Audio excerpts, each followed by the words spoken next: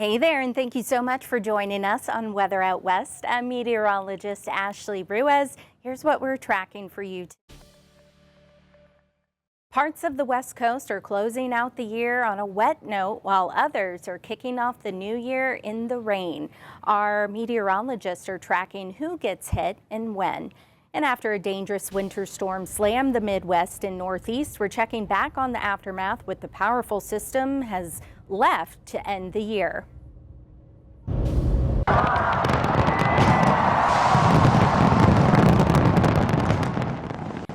speaking of closing out the year, people around the world have already welcomed in the new year. This is a video of the celebrations in Australia. We're just hours away from one of the biggest celebrations on the West Coast. We'll check out the preparations in Seattle as we count down to 2026. And once again, we want to thank you so much for joining us on Weather Out West. And if you haven't joined us before, this is an hour-long show where we tell you what's happening weather-wise across the western United States. We begin out east today, where a winter storm consisting of rain, ice, and very strong winds battered the Midwest and Northeast this week. The powerful winds caused a seiche to form on Lake Erie, which left parts of the lake bed exposed, revealing many items that were left underwater. You see it there. Here are images from Michigan and Ohio side showing the remnants of it. You can see all of that ice, all of that debris as well. Very, very cool. As for Erie County in Pennsylvania, railings and sculptures are covered in a sheet of ice along Bayfront from the storm. This was their roads yesterday, blanketed in snow as the region is slowly coming out of all of those weather alerts. And you see that there, the winter conditions. And as mentioned, this treacherous winter weather brought 70-mile-per-hour wind gusts to western New York this week. The gusts were so strong, they literally lifted one Buffalo area woman off her feet. Taylor Epps has the story. Never in a million years would I think I would go flying into the air like a kite. Swept off of the ground in an instant. It happened so quickly. I just couldn't even believe that it was happening. 71-year-old Diane Miller ventured out Monday through the wind and snow to run some errands and thought she'd stop by her daughter's house in Lackawanna. I was opening up her front door and the wind caught me and I went flying. Right into a bush. Her daughter's doorbell camera caught the whole thing. I was holding on to the screen door trying so it wouldn't blow open. And the wind gust must have caught the screen door. And then I went into the bushes and onto the ground. And then I got up. Are you okay? Don't know how I even got up like that, but I did. And you're okay, right? I am okay. Think God took care of me because at my age, my bones break very easily and I have no broken bones and actually I'm not in pain. I'm wondering how I'll be tomorrow with achy bones, but right now I'm really good. Her daughter is a nurse and checked her out. She tells me she was just in shock at how strong the gust was. I never experienced a storm with this much wind. That's why I didn't anticipate getting thrown in the air. But yes, I went flying.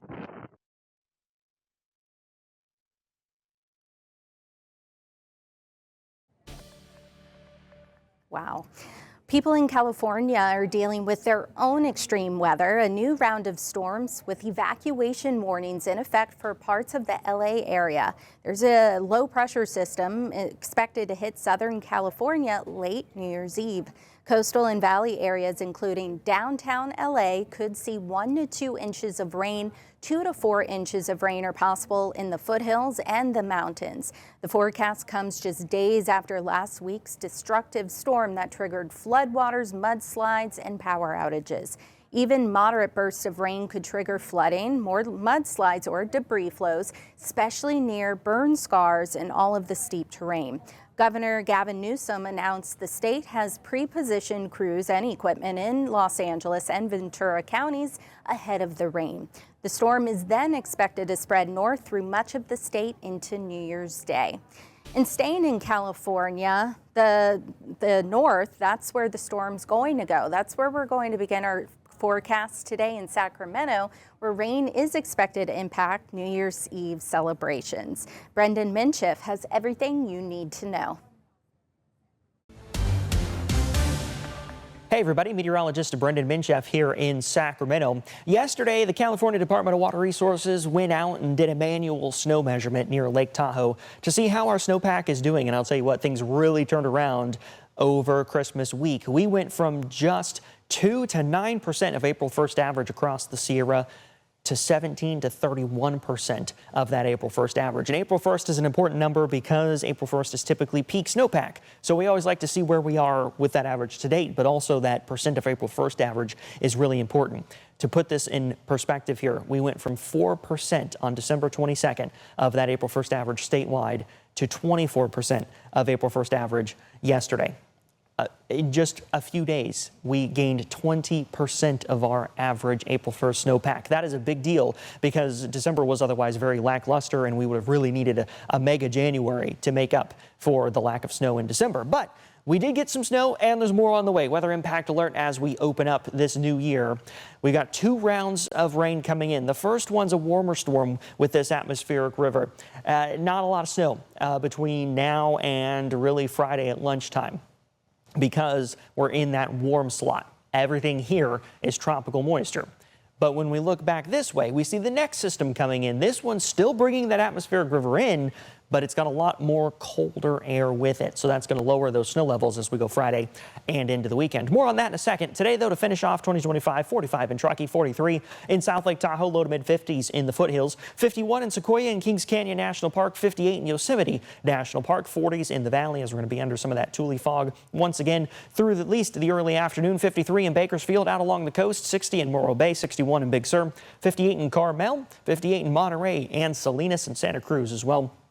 Working our way up into the San Francisco Bay Area, upper 40s to low 50s. I got 53 in San Francisco this afternoon, 54 in Redding across the North State. We're going to see a lot of those low to mid 50s, 54 Shasta, 53 Mount Shasta, 46 in Wairika out along the coast, more mid 50s and some light showers by the time we get to those early afternoon hours. They're going to see it first, 55 in Eureka, 56 in Fort Bragg across the capital region. We're looking at temperatures in those upper 40s. So upper 40s today, mid to upper 50s tomorrow as that warmer air pushes in. But really the story is all about that rain. A level 2 to 3 atmospheric river. That's a moderate to strong atmospheric river is going to be impacting Northern California starting tonight, continuing into the weekend.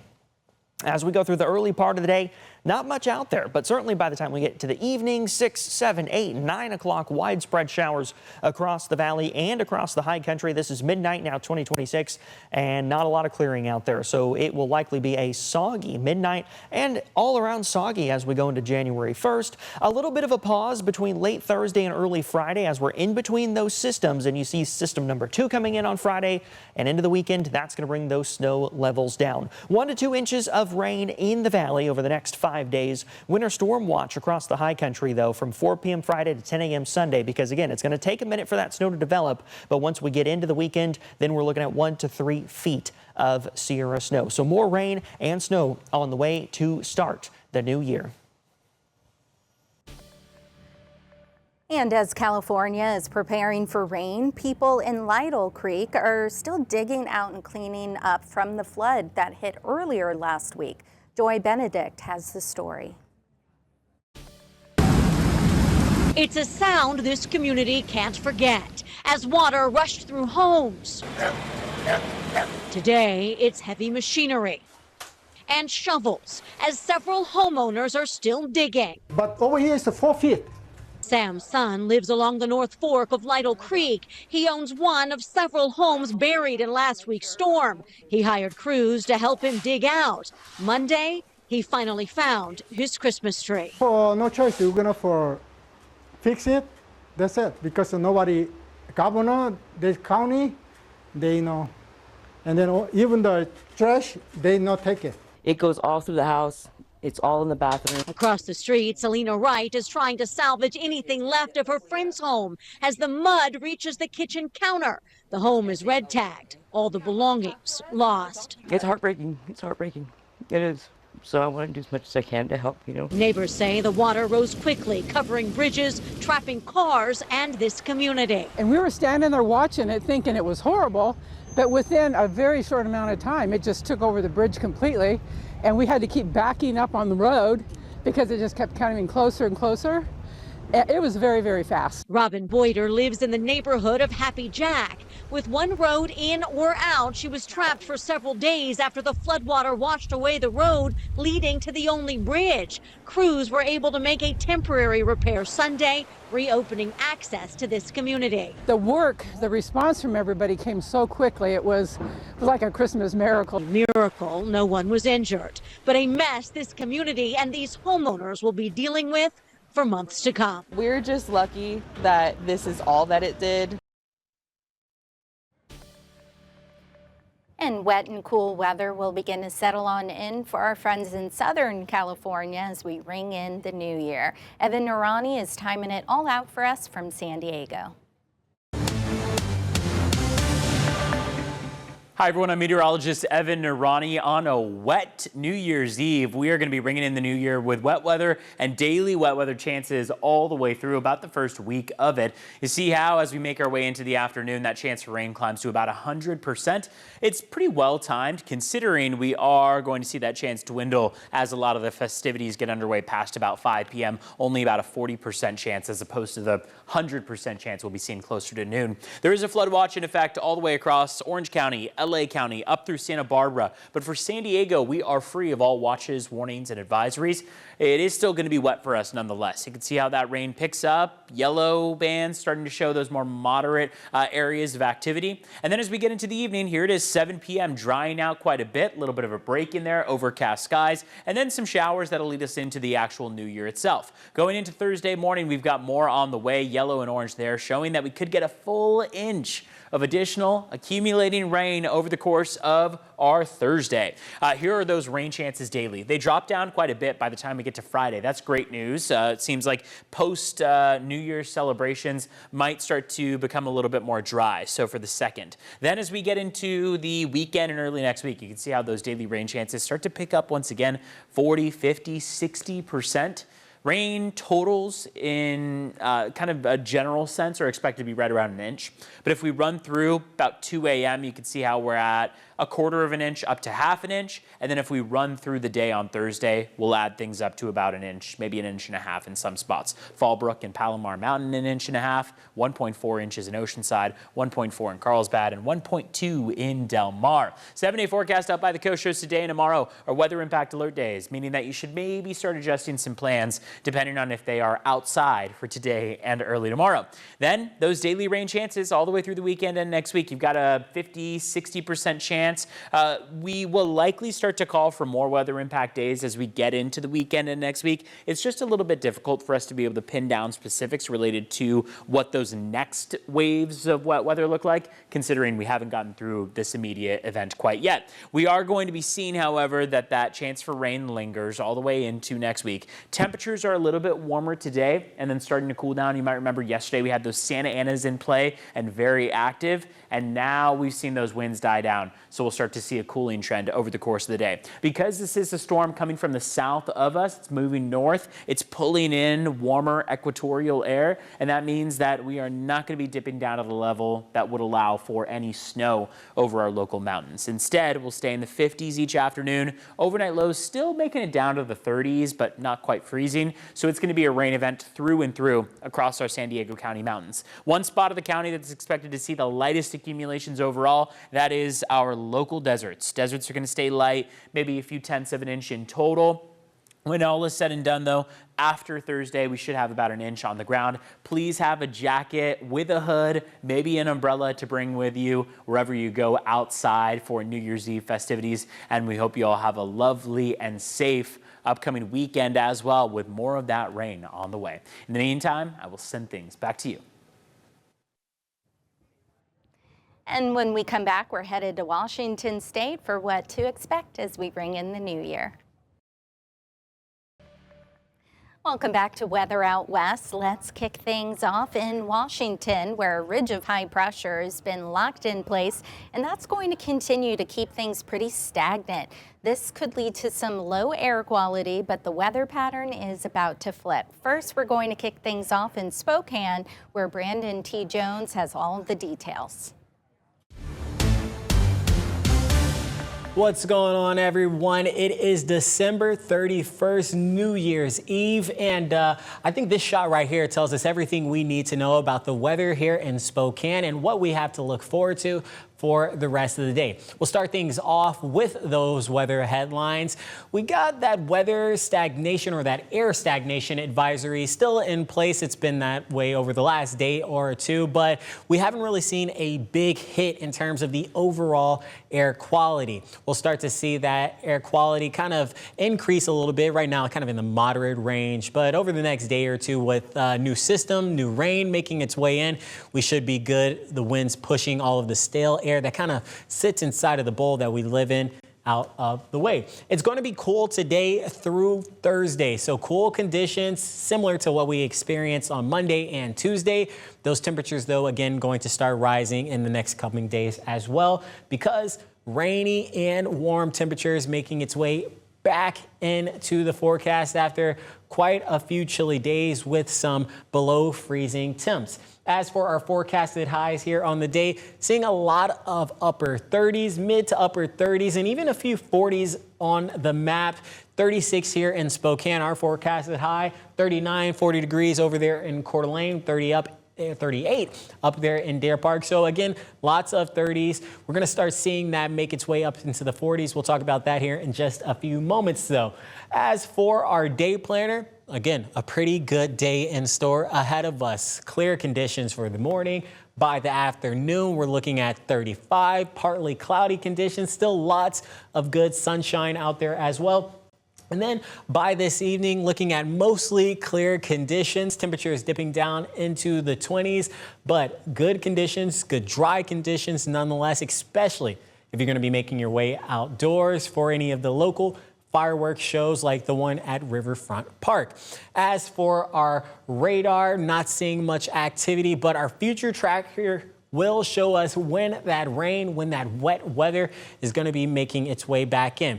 Most of Thursday is going to be good and dry, but by those afternoon hours, mostly late afternoon into the evening hours, we're going to start seeing a return of some of that rain, some of the mountain snow, also getting a little bit mix of rain and snow here on the lower elevated levels as well. So think more of that slushy type mix.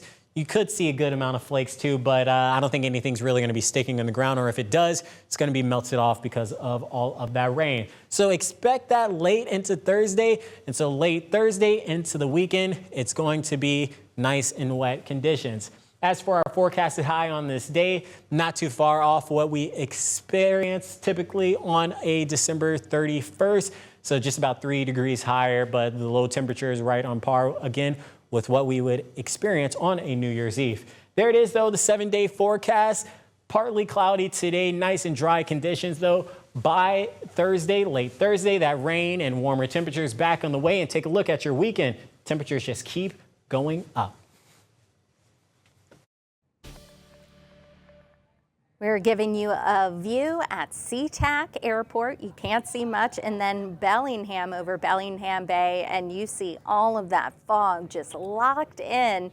And SeaTac, you can't even see some of the brake lights at departures or for the departures and arrivals. And we're going to continue to see some pretty foggy conditions.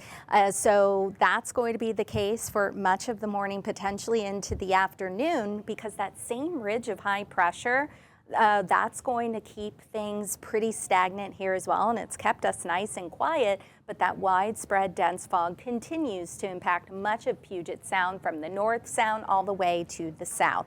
I take a deeper dive into the forecast and what this means for New Year's at the Needle tonight.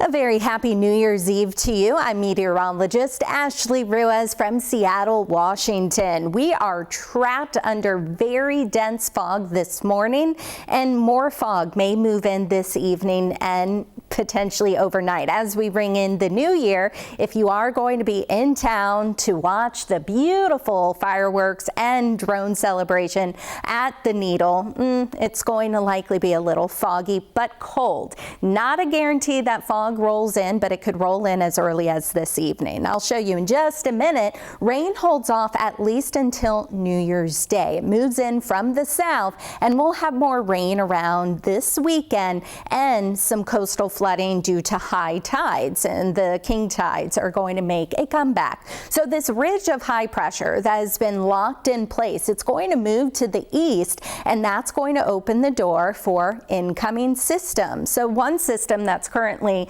just over California, that's going to eventually move in from the south, bringing us some rain. Over the weekend, we're just going to have a couple of waves of disturbances moving in. That's going to bring daily rain chances. It's not going to rain all weekend long, but we are going to have a big weather pattern flip. We've had such beautiful conditions the last couple of days, but we also have the very dense fog in place. There is a dense fog advisory in place through at least 10 a.m. for much of Puget Sound. Additionally, we've had temperatures at and below freezing, so likely some slick spots out there. And even into the afternoon, some of this fog could linger between Seattle down to Olympia, so it may take a little bit of time for it to mix out and lift. We have a very strong surface inversion in place, not a lot of wind either, so it's going to take some extra time for it to clear.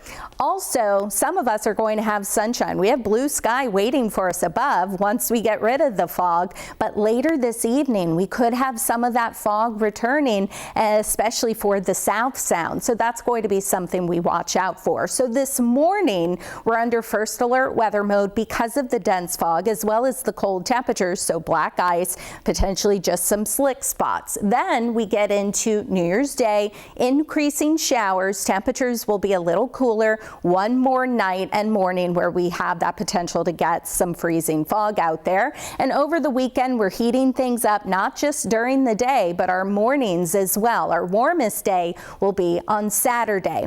I wanted to show you around Washington because, again, above the fog that we have bright blue skies, we have sunshine, and even atop Paradise, we have sunshine. And then below that, below basically 1,000 feet, we have a lot of fog. You see just a blanket of fog. This is our Columbia Center Tower Cam in downtown Seattle. So generally above 1,000 feet, we just have some high wispy clouds, but below that, visibility has been horrible all morning long. Highs today, low and mid 40s, and once again, some spots may get trapped under the fog, especially again from Seattle to about Olympia through the afternoon. But there's going to be that very short window when we could get some of that mixing out and then some sunshine. But for New Year's Eve, if you have any plans, this is generally around Puget Sound, but especially for Seattle, we'll have some fog developing, temperatures in the 30s, and I mentioned that inversion in place. That's going to potentially lead to some of the fireworks smoke to get trapped at the surface, and so that would not lead to very good firework displays, and again with some of that fog. So once again, something we're going to be watching out for. Tomorrow morning, we're waking up to the low and mid 30s, a couple of spots in the upper 20s. Once again, we'll have to watch out for some slick spots. But Thursday, New Year's Day, we'll have showers moving in, but it's not going to be heavy by any means. It's actually going to be quite light. I stopped the clock this late tonight. Here's midnight as we ring in the new year, showing some of the low clouds, if not fog, rolling in. Then we're going to have more high clouds moving in out ahead of that disturbance.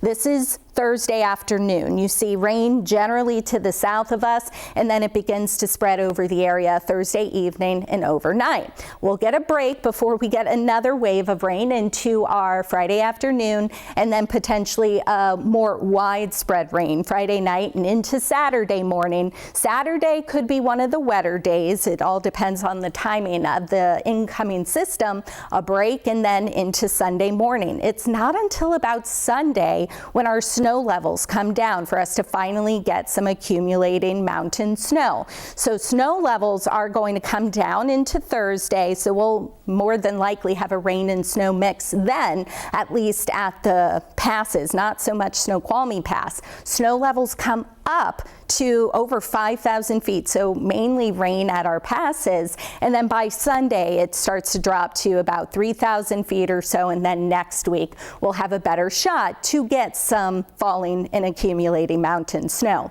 Through Monday morning, rain totals not all too bad, ranging anywhere from about an inch, maybe up to an inch and a half, as you see on around Puget Sound especially, but we could have some falling and accumulating rain really up in the mountains until those snow levels start to come down. We're not expecting any major snow melt, but it will take some time for us to get a couple of inches back up in the mountains, and especially Snoqualmie and Stevens Pass. This is through Sunday night. You see a couple of inches there, and then Mount Baker, as always, gets the most, and that's where we'll have the greatest chance to get maybe a foot, foot and a half. But next week with our lower snow levels, that could lead to better snow.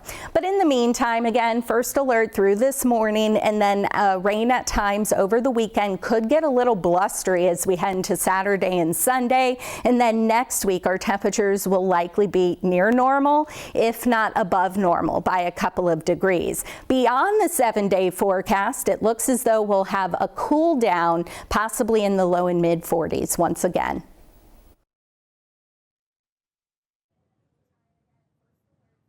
Still ahead, we'll walk you through the New Year's celebrations happening across the world and around the world, and we'll check out the preparations in Seattle as we count down to 2026.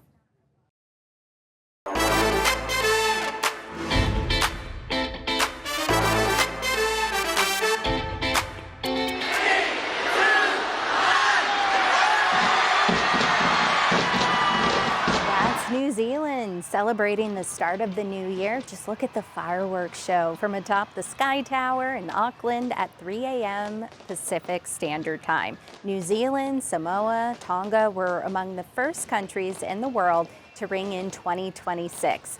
And here's Tokyo, Japan. Crowds were there to see the countdown and fireworks at 7 a.m. our time as the new year dawned. You can see the amazing light show spectacle projected on their Metropolitan Government building. And tonight is one of Seattle's biggest celebrations. Alaska Airlines New Year's at the Needle, where thousands will gather to ring in the new year with fireworks, music, and a light show all at the Space Needle. Seattle Savannah Welch has a look at what you can expect. We're just hours away from Alaska Airlines New Year's at the Needle, which is one of the most watched New Year celebrations in the nation. Thousands of people will gather here at Seattle Center to watch the show, with even more watching online, all leading up to a fireworks show bigger than ever. Before the big show at midnight, there will be 10-minute light-only pre-shows. Those are happening at 10, 10:30, 11, and 11:30 p.m. Then at 11:53, 500 drones will light up the sky as we count down to midnight. That leads into the largest structurally launched fireworks display in North America. The show begins 7 minutes before midnight, again at 11:53. It will last 16 minutes in total. For those watching in person, Seattle Center will be the place to be, with prime viewing at the International Fountain Lawn and Fisher Pavilion. Behind the scenes, the technical team has been hard at work, preparing and rehearsing to make sure everything is ready for the big night. The original show producer for Pyro Spectaculars here on the Space Needle, and it has now been 31 years, believe it or not, since the very first year, and so I'm grateful to kind of be taking the helm as the lead show producer.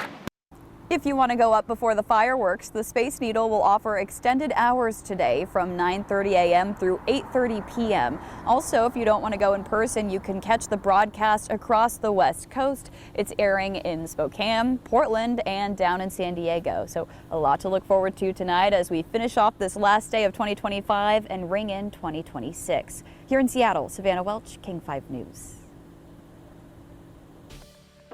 And like Savannah mentioned, you don't have to brave the crowds. You can always watch the show from the comfort of your own home. King 5 will have special coverage starting at 11:30 this evening. You can watch the fireworks right here on King 5, our King 5 Plus stream as well. As we head to break, also giving you a live look at Times Square in New York City as they get ready for the ball drop. Stay with us. We'll have your forecast from Boise and Portland next.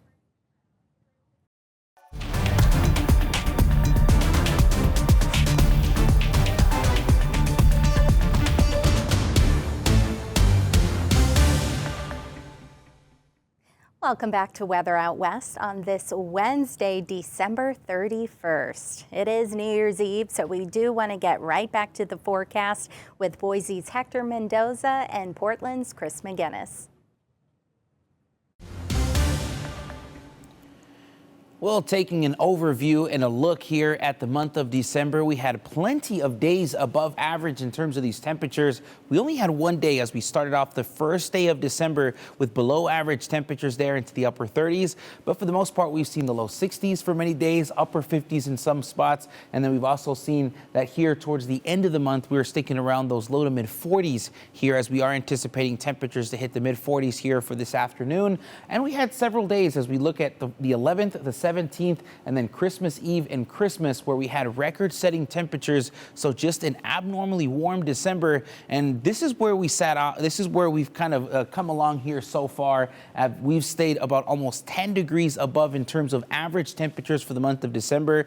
We've hit well past in terms of precipitation there, almost getting about 3/4 of an inch more precipitation here for this month. And then we've also seen a very small amount of snow, so not really amounting to too much. So that's where we've seen just kind of those temperatures kind of come into play as we've had mostly rain in many spots here in the valley. And where do we stand here, at least as we look at this month and comparing it to other historical data? We're saying around 3 there. Number 3 spot is warmest December here on record so far, and it looks likely that's where we're going to stay as we get towards the end of the day today. And these are some of the highlights. So aside from being top 3 in terms of warmest December on record, we've also seen other spots like McCall, Ontario, and the Magic Valley seeing a little bit more of those record-setting temperatures. And we're going to see that the Magic Valley has really seen a lot of those days. Another thing to really keep in mind, as we've seen the wettest day on the 21st of December here, and that's been the wettest day of the year so far. So as we're wrapping up the month, we've seen some very warm temperatures, especially out in the Magic Valley. One thing to really keep in mind is the records don't go as far back as they do here in the Treasure Valley. So about 80 years in terms of how much records we've kept in terms of high temperatures as compared to Boise, where we go back about 140 degrees. So it's a lot more likely that we've seen a little bit more, and it's pretty common that we're going to start to see a little bit more of those record-setting temperatures. But again, 12 days of record highs in the Magic Valley. Christmas week, we had 5 straight days in Twin Falls where we hit records sitting around those low 60s. And again, Jerome, with some of those low temperatures, they hit records for some of those low temperatures, but how warm they've been here for the month of December. But as we get towards the end of the day today, I know a lot of folks are going to be celebrating New Year's Eve and trying to ring in the new year. So these are the temperatures for those folks that are going to be out at the potato drop, low 30s. We're going to see some of those cloudy conditions, but it is going to be pretty cold. So that's something to really keep in mind, as you're going to want to bundle up as you get towards the end of the day today. And as we're looking at some of the conditions, we will continue to see a lot of that ridge here continuing to impact some of the conditions, some of the weather, as we're going to see those upper 40s as we get towards the end of the day today. But as we look at our future cast, we're expecting here for New Year's, getting closer to noon is when we're going to see a lot more of those showers coming along for the valleys, a lot more snow for portions of the mountains. And that's going to continue pretty consistent for most of our Friday and in through our Saturday. But we're going to see a little bit more of some of those drier conditions as we head in towards the weekend. We will continue with the active weather, but some of those chances become a little bit more scattered. But we will see warmer temperatures as we'll stick into the 50s here for the first weekend of 2026. Hello, I'm meteorologist Chris McGinnis. How about this for a New Year's Eve feat? A little New Year's Eve summit of Mount Hood, Oregon's tallest peak. There you can see some intrepid souls there gearing up to climb and make their way up to the tippy top there of the mountain. That's pretty neat. Thought I showed you that. That's the camera shot from Timberline Lodge on Mount Hood, pointed up to the tippy top of the mountain. All right. Contrast that with this. Of course, you saw the snow in the photo there. It usually snows a lot up on Mount Hood, but we have not had much Cascade snow so far this winter. And to put an exclamation point on that, I wanted to show you this graphic. As we wrap up the month of December, obviously today's numbers are not in yet, but the average temperature at PDX, Portland International Airport, 47.7 degrees. If that holds, obviously today we'll change it maybe a smidge, but that'll go in the books as the warmest December on record, and you can see some of the other cities across the region that are near similar milestones. So it has been very, very mild to go along with some rain as well. Not record-breaking rain, but it's been a wet month. Almost 3 degrees above average in the rainfall department. It will not rain tonight, though, for New Year's Eve festivities. And for the day today, it's going to be dry. Temperatures inching into the mid-40s later on this afternoon and overnight tonight with cloud cover coming in. Portland, Vancouver metro area temperature should generally be in the upper 30s tonight, so not quite as cold as where we've been. There is the aforementioned cloud cover starting to work its way in from the south. High thin cloud cover, but eventually it'll thicken and bring us some rain tomorrow. That system down here off of Southern California right now does promise some rain in the Los Angeles area and for the Rose Parade tomorrow. That rain will push northward as we go into the day on Thursday. So let's walk you through it with Futurecast. Any patchy fog this morning dissipates pretty quickly, but it'll be a race between the fog burning off and the high thin clouds rolling in over top. So I'm not sure if we're mostly sunny or partly sunny, but we will be dry today. I'll roll the clock into the evening hours. It'll be dry overnight through the stroke of midnight and beyond. But in the wee hours of the morning, that precipitation makes its way into the southern Willamette Valley. And then I'll pause early tomorrow morning. There's enough cold air banked up on the east slopes of the Cascades to give at least the chance for some mixed precipitation, some freezing rain, sleet, or snow in the East Gorge and out across the Columbia Basin early on Thursday morning until the warm air scours out the cold that's been hanging there for the last day or two. The warm air eventually wins out. We'll transition that to rain. Meanwhile, we do have on and off wet weather up and down the I-5 corridor to ring in the new year on Thursday. All right, today at the beach, glorious, 54 in Newport, 52 in Astoria with an offshore breeze. The breeze will be noticeable through the west end of the Columbia River Gorge. So from Cascade Locks west towards Lake Corbett, you'll feel that gusty east breeze. Otherwise, a frosty, partly to mostly sunny day for you folks. Increasing high thin clouds this afternoon in the valley. After a frosty start, we get into the mid-40s in Salem. Same story as we go up the I-5 corridor, Longview, Battleground, 47, Vancouver, somewhere between about 48 and 50. And again, that's what I've got us at here in Portland this afternoon. Of course, the sunset inching just a little bit later, 4:37. All right, your 7-day forecast. Again, we will be dry at the stroke of midnight tonight, but the rain comes in tomorrow morning, increasing in coverage as we roll throughout the day on New Year's Day. 44 tomorrow and on and off wet as we go into the first weekend of 2026. Happy New Year, everyone. Stay safe. After a quick break, we'll have your forecast from Phoenix and Denver. Once again, we want to thank you so much for joining us on this New Year's Eve. I'm meteorologist Ashley Ruiz. Let's get a check with Phoenix's Crystal Long. She's going to tell us if you can expect any rain on your New Year's parties. Happy New Year's Eve. I'm meteorologist Crystal Long in Phoenix, Arizona, and it's going to be a warm wrap to 2025 in our Grand Canyon state. In fact, we're going to be wrapping up December with a big giant bow in Phoenix because it's going down as the warmest December on record. And how fitting. The final day, we're tacking on an extra 7 degrees above average, but we're going to crank it up as much as 14 degrees above the seasonal standard across our state. It's going to be a cloudy affair today, and some rain showing up just in time to crash some of our New Year's Eve parties. It's going to wind its way in from the west, and really it's later on into the evening and overnight hours. Of course, terrible timing right during all of our holiday celebrations and parties, right?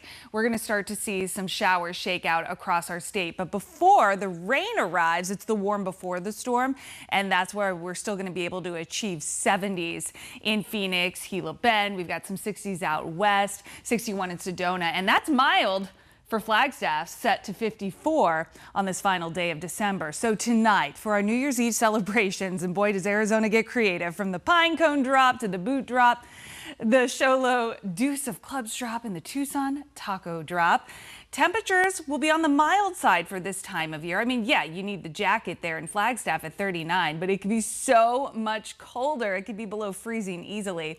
But because it's above freezing, we're talking strictly rain when it shows up, even for our highest elevations. Talking to you, Flagstaff. So be ready with the umbrella, and the rain could kind of spoil some of those evening plans. So just be ready for some changes. Hour by hour this evening in the valley, if your celebrations are happening here, I know there's a lot of rooftop parties going on. They may need to be brought inside, especially in those hours leading up to midnight, and maybe we'll be spared right at the stroke of midnight that we can enjoy the fireworks displays, and temperatures there will be in the 60s throughout this evening. Let me show you hour by hour on your future radar. So as we go throughout the day today, it's really just the clouds that take over. And then we start to see the rain really splashing the state here once we get into those late evening hours approaching midnight. And you'll see that we'll be in and out of the rain. So it may be umbrellas up, umbrellas down. And we continue into those early AM hours on your New Year's Day. Still more rain reaching out for the valley, northern Arizona. Snow levels staying so far up there that they're exclusive to our ski slopes. So it's really going to be rain for all. And then even some last minute showers there showing up into the AM hours on Friday. For your rainfall footprint here in the valley, we could see up to 1/4 of an inch, but double that and then some for our mountain regions to the north. Snow's going to be a hard sell as advertised because it's going to be so mild, so barely any spots of snow there. We're going to be watching for those showers here to kind of knock out their last drops Friday morning in Flagstaff. Then we'll entertain the idea for maybe another shot next week. And for the valley, we're going to go into 12 News weather impact alert mode because of the rain, which could ruin some of your plans.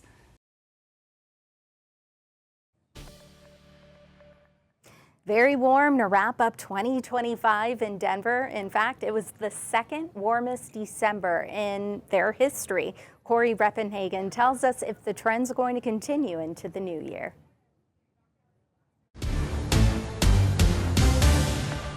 Hey, it's meteorologist Corey Reppenhagen with the 9 News Weather Impact Team in Denver, Colorado, and our current radar satellite picture here recently. This has looked the same almost for the last 3 months, what I call a classic or textbook La Nina pattern with big ridge of high pressure out west and the storm track bringing these big winter storms to the Great Lakes region. This has just been locked in. Very little variance in this jet stream, and that's left Colorado pretty warm and pretty dry. We do have one little storm system sneaking through that ridge of high pressure on Thursday and Friday. We'll see a little bit of snow, 4 to 8 inches out there in the San Juan Mountain Range, 3 to 6 on the Grand Mesa. Over on the Front Range side of the mountains, we're not looking at too much snow. 1 to 3 Vail Pass, 1 to 2 at the tunnels, and 1 to 2 Berthoud Pass. Up to the north here, Rabbit Ears Pass could be one of our heaviest hit areas, and we're talking about 3 to 6, maybe 3 to 5 inches. That forecast coming up just a little bit in recent modeling, but it's not a huge storm for a 48-hour event. Here's the temperatures across the state of Colorado coming up here on Wednesday. The last day of the year, we'll be in the 60s, 50 degrees up in Summit County. Super warm, and that's going to lock us in here in Denver with the second warmest December in history, about a degree above 1980 and a degree short of the record in 1933. If you know anything about your history, you know that the 1930s were super warm and super hot, super dry. The early 30s, this warm, dry December here in 1933 helped set the stage for the dust storms. Big dust storms in the spring of 34 and 35. Pretty daunting comparison to history, but that's kind of where we're at with this warm, dry weather pattern. This is the next 7 days in Denver. A little cloud cover to ring in the new year. On Thursday, little chance for some sprinkles, but that is mainly another warm, dry 7-day forecast.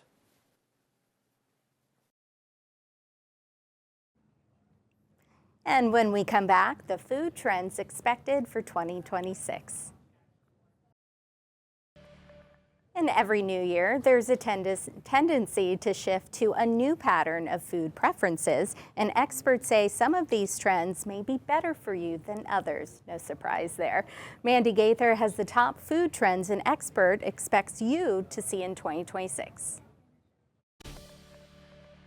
Move over, cottage cheese. There are some new it foods in town. There are things that trend and ebb and flow. Registered dietitian Julia Zumpano with Cleveland Clinic says the first new food trend she expects to see in 2026, more mushrooms. Mushrooms such as reishi and lion's mane can help with stress. They're considered adaptogens, and you'll find them in things like coffee and drinks and added into protein shakes. Zumpano says mushrooms are very healthy and a good source of B vitamins, selenium, fiber, and potassium. She says they can also support a healthy immune system, brain, heart, and gut. Speaking of gut health, Zumpano expects it to continue to be a big trend next year, too. Gut-friendly foods such as resistant starches and probiotics and prebiotics, I think will still be a very strong foundation of health trends in 2026.